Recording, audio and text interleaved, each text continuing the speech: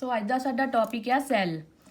Cell are the smallest functional unit of the body. ठीक है, साडी body का जो समॉलेस्ट फंक्शनल यूनिट वो हैगा सैल। सैल्स रल के ठीक है अगे टिशू बनाते हैं, टिशूज़ तो साडे जिहड़े बॉडी ऑर्गनस बनते हैं, ऑर्गनस तो अगे सिस्टम बनते हैं, सिस्टम पूरे सिस्टम रल के जिद्दां साडा रैसपीरेटरी सिस्टम, डाइजैसटिव सिस्टम, वक्री तरह के सिस्टम आ जिहड़े वो अगे रल के जिहड़ा एक ह्यूमन बॉडी बनाते हैं। सो हर एक सैल आ जिहड़ा ओहदी एक डिफरेंट शेप आ, ठीक है, जिहड़ी आपां नेकड आई नाल नहीं देख सकते क्योंकि ये बहुत ज़्यादा टाइनी हुंदे आ। सो इस करके आप माइक्रोस्कोप की हैल्प नाल ही इन्हों देख सकते हैं। All organisms are composed of cell. हर एक ऑर्गेनिज्म जिहड़ा है वो सैल्स तो बनया होया आ। Some of are composed of single cells, जिन्होंने आप यूनीसैलुलर ऑर्गेनिज्म कहने, जिहड़े सिंगल सैल तो बने हुए आ। सम आर मैनी सैल्स, जिहड़े some are composed of many cells, जिहड़े बहुत सारे सैलों तो बने हुए आ। जिथे ग्रुप ऑफ सैल काम करते हैं उन्होंने आप मल्टी सैलुलर ऑर्गेनिजम्स कहने आ।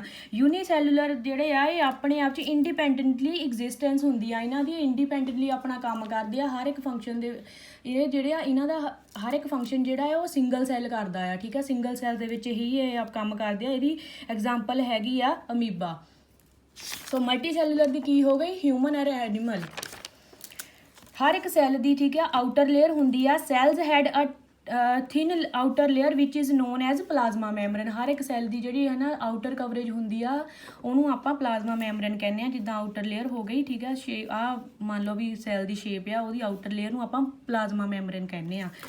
रिडोल्फ Virchow first explain cell division and new cells are formed from pre existing cell. ठीक है, रिडोल्फ ने जी फस्ट स्टडी की कि किद्दां सैल डिवाइड होंगे आ, अगे तो अगे न्यू सैल्स किद्दां डिवेलप होंगे आ। सो ओहदी उन्हें स्टडी की कि प्री एग्जिस्टिंग सैल्स मीनस पुराने सैलों तो नवे सैल किद्दां बनते, ओहदी उन्हें स्टडी की।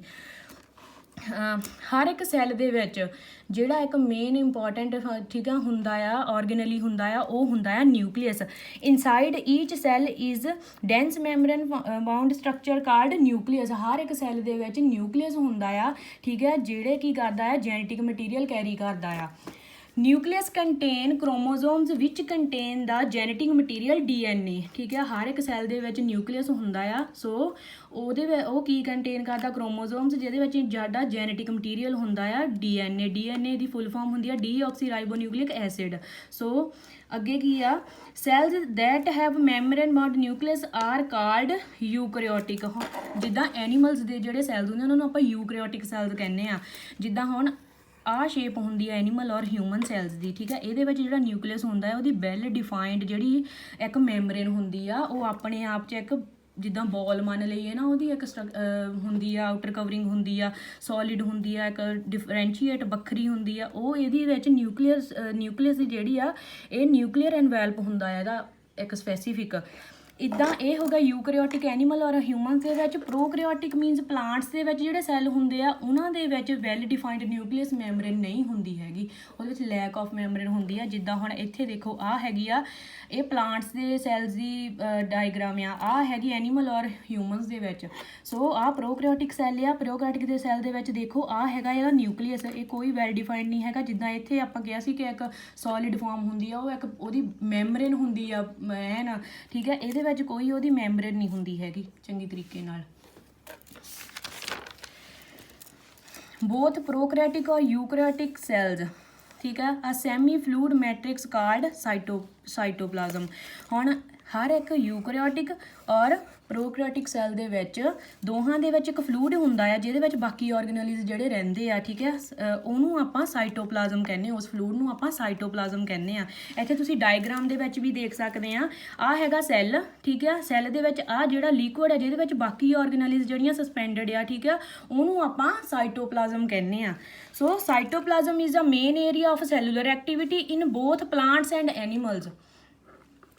वेरीअस chemical reactions occur in to keep the cells in living state. ठीक है, ये साइटोप्लाज्म के है ना कैमिकल रिएक्शंस होंगे आ जिहड़ा एक सैल नूं लिविंग स्टेट दे विच रहण दे लई इंपॉर्टेंट आ।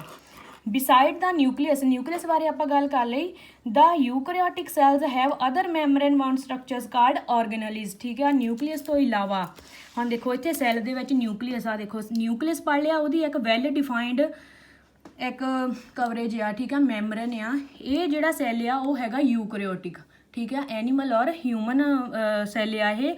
ਇਹਦੇ ਵਿੱਚ ਆਪਾਂ ਪੜ੍ਹਿਆ ਸੀ ਵੀ ਇੱਕ ਵੈਲ ਡਿਫਾਈਨਡ ਕਵਰਿੰਗ ਹੁੰਦੀ ਆ ਜਿਹਨੂੰ ਆਪਾਂ ਨਿਊਕਲੀਅਰ ਐਨਵੈਲਪ ਕਹਿੰਦੇ ਆ। ਦੇਖੋ ਇੱਥੇ ਨਿਊਕਲੀਅਰ ਐਨਵੈਲਪ, ਆ ਹੈਗਾ ਨਿਊਕਲੀਅਸ, ਆ ਨਿਊਕਲੀਅਰ ਐਨਵੈਲਪ, ਠੀਕ ਹੈ, ਇਹਦੀ ਕਵਰਿੰਗ ਜਿਹੜੀ ਆ ਡਿਫਰੈਂਸ਼ੀਏਟ।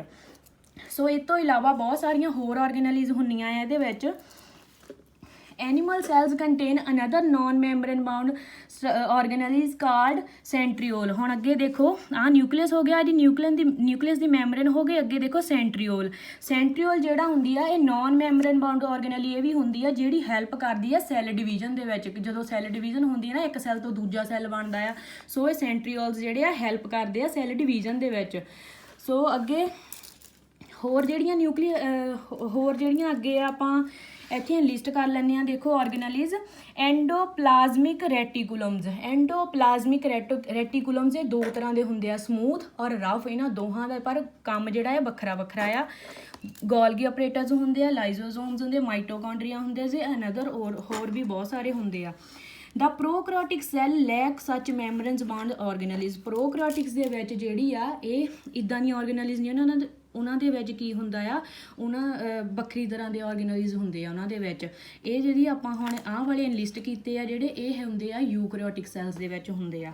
ਸੋ ਫਸਟ ਆਪਾਂ ਦੇਖਦੇ ਹਾਂ ਰਾਈਬੋਸੋਮਸ।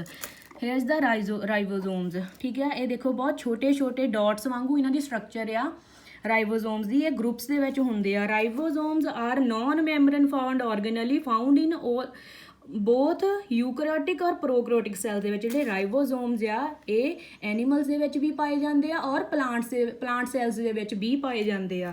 ਜਿੱਦਾਂ ਪਲਾਂਟ ਸੈਲਸ ਦੇ ਵਿੱਚ ਕਿੱਥੇ ਪਾਏ ਜਾਂਦੇ ਆ, ਕਲੋਰੋਪਲਾਸਟ ਦੇ ਵਿੱਚ ਵੀ ਪਾਏ ਜਾਂਦੇ ਰਾਈਬੋਸੋਮਸ, ਔਰ ਹਿਊਮਨ ਔਰ ਐਨੀਮਲ ਦੇ ਵਿੱਚ ਕਿੱਥੇ ਪਾਏ ਜਾਂਦੇ ਆ, ਮਾਈਟੋਕੌਂਡਰੀਆ ਔਰ ਔਨ ਰਫ ਐਂਡੋਪਲਾਜ਼ਮਿਕ ਰੈਟੀਕੂਲਮ। ਹੁਣ ਦੇਖੋ ਆਪਾਂ ਦੇਖ ਲੈਂਦੇ ਇੱਥੇ ਨਾਲੇ ਹੀ ਹਿਊਮਨ, ਆਪਾਂ ਇੱਥੇ ਸੈੱਲ ਦੇ ਵਿੱਚ ਦੇਖਦੇ ਮਾਈਟੋਕੌਂਡਰੀਆਸ। ਦੇਖੋ ਹੇਅਰ ਦਾ ਮਾਈਟੋਕੌਂਡਰੀਆ, ਇੱਥੇ ਆ ਦੇਖੋ ਮਾਈਟੋਕੌਂਡਰੀਆ ਦੇ ਵਿੱਚ ਪਾਏ ਜਾਂਦੇ ਆ, ਤੇ ਰਫ ਐਂਡੋਪਲਾਜ਼ਮਿਕ ਰੈਟੀਕੂਲਮ ਦੇ ਵਿੱਚ ਇਹ ਪਾਏ ਜਾਂਦੇ ਆ। ਸੋ ਅਨਦਰ ਇਹ ਤੋਂ ਇਲਾਵਾ ਹੋਰ ਕਿਹੜੀਆਂ ਆਰਗੇਨੈਲਿਜ਼ ਆ, ਮਾਈਟੋਕੌਂਡਰੀਆ ਦੀ ਗੱਲ ਕਰਦੇ ਆ। ਮਾਈਟੋਕੌਂਡਰੀਆ ਜਿਹੜੀ ਸੌਸੇਜ ਸ਼ੇਪ ਦਾ ਹੁੰਦਾ ਆ। ਦੇਖੋ ਸੌਸੇਜ ਸ਼ੇਪ ਵਾਂਗੂ ਇਹਦੀ ਸ਼ੇਪ ਆ, ਤੇ ਇਹਨੂੰ ਆਪਾਂ ਪਾਵਰ ਹਾਊਸ ਆਫ ਸੈੱਲ ਵੀ ਕਹਿੰਦੇ ਆ। ਇੱਥੇ ਜਿਹੜੀ ਇੱਕ એનર્ਜੀ ਪੈਦਾ ਹੁੰਦੀ ਆ ਉਹਨੂੰ ATP ਕਹਿੰਦੇ ਆ, ਠੀਕ ਆ, ਜਿਹੜੀ ਕਿ ਬੋਡੀ 'ਚ એનર્ਜੀ ਪੈਦਾ ਕਰਨ ਲਈ ਬਹੁਤ ਜ਼ਰੂਰੀ ਆ। ਤੋ ਅੱਗੇ ਆਪਾਂ ਐਂਡੋਪਲਾਜ਼ਮਿਕ ਰੈਟੀਕੂਲਮਸ, ਇਹ ਦੋ ਤਰ੍ਹਾਂ ਦੇ ਪੜ੍ਹੇ ਸੀ ਨਾ, ਸਮੂਥ ਔਰ ਰਫ। ਇਹਨਾਂ ਦੋਹਾਂ ਦਾ ਵੱਖਰਾ ਵੱਖਰਾ ਜਿਹੜਾ ਫੰਕਸ਼ਨ ਆ। ਜਿਹੜੇ ਤਾਂ ਸਮੂਥ ਆ ਉਹ ਸਿੰਥੇਸਾਈਜ਼ ਕਰਦੇ ਆ ਲਿਪਿਡ ਔਰ ਸਟਰੋਇਡ ਹਾਰਮੋਨਸ ਨੂੰ। ਹਾਂ ਦੇਖੋ ਇਹ ਹੈਗੇ ਆ ਸਮੂਥ ਐਂਡੋਪਲਾਜ਼ਮਿਕ ਰੈਟੀਕੂਲਮਸ। ਇਹ ਸਿੰਥੇਸਾਈਜ਼ ਕਰਦੇ ਲਿਪਿਡ ਔਰ ਸਟਰੋਇਡ ਹਾਰਮੋਨਸ ਨੂੰ। Some lipids are used to replace and repair the plasma membrane ਔਰ ਮੈਮਬ੍ਰੇਨ ਆਫ ਦੀ ਆਰਗੇਨੈਲਿਜ਼, ਠੀਕ ਹੈ। ਜਿਹੜੇ ਇੱਥੇ ਲਿਪਿਡਸ ਪ੍ਰੈਜ਼ੈਂਟ ਹੁੰਦੇ ਆ ਇਹਦੇ ਵਿੱਚ, ਉਹ ਹੈਲਪ ਕਰਦੇ ਆ ਜੇ ਕਿਤੇ ਰਿਪੇਅਰ ਕਰਨੇ ਵਾਲੀ ਆ ਸੈੱਲ ਮੈਮਬ੍ਰੇਨ ਦੀ, ਉਹਦੇ ਵਿੱਚ ਇਹ ਹੈਲਪ ਕਰਦੇ ਆ। ਅੱਗੇ ਹੈਗੇ ਆ Golgi operators. Here is the Golgi operators। Golgi operators ਕੀ ਕਰਦੇ ਆ, synthesize and export the protein, ਠੀਕ ਹੈ। ਇਹ ਬੋਡੀ 'ਚ ਕਿਤੇ ਵੀ ਪ੍ਰੋਟੀਨ ਦੀ ਲੋੜ ਆ, ਇਹ ਉੱਥੇ ਉਹਨੂੰ ਐਕਸਪੋਰਟ ਕਰਦੇ ਆ ਇੱਥੋਂ। ਸੋ ਅੱਗੇ ਲਾਈਜ਼ੋਸੋਮਸ। ਨੈਕਸਟ ਆ ਦੀ ਲਾਈਜ਼ੋਸੋਮਸ ਇੱਥੇ, ਠੀਕ ਹੈ। ਲਾਈਜ਼ੋਸੋਮਸ ਨੂੰ ਆਪਾਂ ਸੁਸਾਈਡਲ ਬੈਗਸ ਵੀ ਕਹਿੰਦੇ ਆ, ਠੀਕ ਹੈ। ਸੁਸਾਈਡਲ ਬੈਗਸ ਇਹਨਾਂ ਨੂੰ ਕਿਉਂ ਕਹਿੰਦੇ ਆ, ਇਹ ਇੱਕ ਤਰ੍ਹਾਂ ਦੇ ਸਕਰੀਟਰੀ ਵੈਸੀਕਲਸ ਹੁੰਦੇ ਆ, ਠੀਕ ਹੈ, ਜਿਹੜੇ ਕਿ ਵਿਚ ਇਜ਼ ਫਾਰਮਡ ਬਾਏ ਗੋਲਗੀ ਆਪਰੇਟਰਸ, ਇੱਥੋਂ ਬਣੇ ਹੁੰਦੇ ਆ। ਇਹਦੇ ਦੁਆਰਾ ਹੀ ਇਹ ਜਿਹੜੀ ਸਟਰਕਚਰ ਬਣੀ ਹੁੰਦੀ ਆ। ਸੋ ਲਾਈਜ਼ੋਸੋਮਸ ਕੀ ਕਰਦੇ ਆ, ਬੋਡੀ ਦੇ ਵਿੱਚ ਕੋਈ ਵੀ ਬੈਕਟੀਰੀਆ ਜਾਂ ਕੋਈ ਅਨਦਰ ਬੋਡੀ ਜਿਹੜੀ ਆ ਜੇ ਐਂਟਰ ਹੋ ਗਈ ਸੈੱਲ ਦੇ ਵਿੱਚ, ਠੀਕ ਹੈ, ਇਹ ਇਹਨੂੰ ਇੰਜੈਸਟ ਕਰਕੇ, ਠੀਕ ਹੈ, ਇਹਨੂੰ ਇੱਥੇ ਹੀ ਖਤਮ ਕਰ ਦਿੰਦੇ ਆ ਕਿ ਸੈੱਲ ਨੂੰ ਕੋਈ ਜਿਹੜੀ ਆ ਕੋਈ ਹਾਨੀ ਨਾ ਪਹੁੰਚੇ ਇੱਥੇ, ਠੀਕ ਹੈ। ਇੱਥੇ ਹੀ ਉਹਨੂੰ, ਇਹਦੇ ਵਿੱਚ ਐਂਜ਼ਾਈਮਸ ਹੁੰਦੇ ਆ ਜਿਹੜੇ ਉਹਨੂੰ ਬ੍ਰੇਕ ਡਾਊਨ ਕਰ ਦਿੰਦੇ ਆ ਇੱਥੇ ਹੀ। ਸੋ ਇਹ ਸਾਰਾ ਕੁਝ ਆਪਾਂ, ਠੀਕ ਹੈ, ਸੈੱਲ ਬਾਰੇ ਪੜ੍ਹਿਆ, ਉਹਦੇ ਆਰਗੇਨੈਲਿਜ਼ ਪੜ੍ਹੇ ਆ, ਉਹਨਾਂ ਦੇ ਫੰਕਸ਼ਨ ਪੜ੍ਹੇ ਆ। So thank you.